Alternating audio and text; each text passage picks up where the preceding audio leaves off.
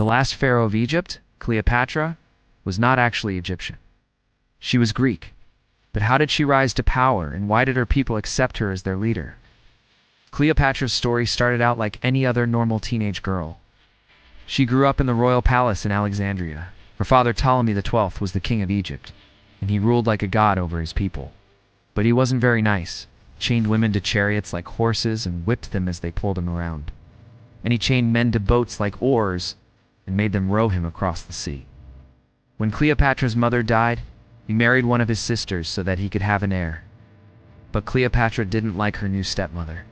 So when Cleopatra turned 14, her father arranged for her to marry another pharaoh from a neighboring kingdom.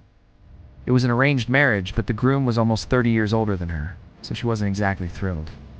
On the day of her wedding, Cleopatra was carried into the temple of Aphrodite, the goddess of love, on a golden throne. The priestess took her to a secret passageway and hid her until the bride arrived. Then the priestess handed Cleopatra a vial and told her to drink it. It was a love potion that would make the pharaoh madly in love with whoever drank it. Cleopatra went to the wedding feast and sat on a throne at the far end of the room. When the pharaoh entered, he saw Cleopatra sitting there and immediately fell in love with her. They drank the love potion together and were inseparable from then on. After the wedding, Cleopatra and the pharaoh sailed back to Alexandria in a boat with 2,000 soldiers.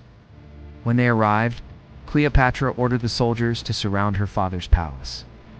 She then went inside and confronted her father. She reminded him that he had whipped and chained his own daughter, and asked him if he really thought he could get away with it. Then she took the love potion that the priestess had given her and threw it in her father's face.